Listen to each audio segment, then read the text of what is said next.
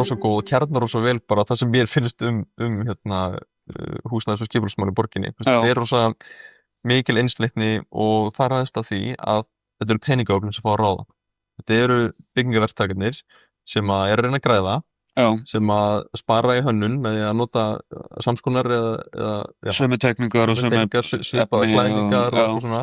Sker það verkum að fyrsta lagi verður mikil einsleitni, öðru lagi ekki nógu mikil áhersla á umhverfið, mannleg umhverfið. Byggingin ekki mannleg eins og hún það sem ég brenn fyrir að við búum til mannlega borg sem hönnuð fyrir fólk til þess að líða vel. Það líka ekki bara í Reykjavík, það bara maður getur vaknað í flestum sveitafélögum úr dái og það allavega eitt hverfi í öllum sveitafélögum landsins flestum sem maður getur vaknað og ekki vita hvort maður sé á Höfn eða Selfossi eða Akureyri, það bara sömu hús að rísa um allt land.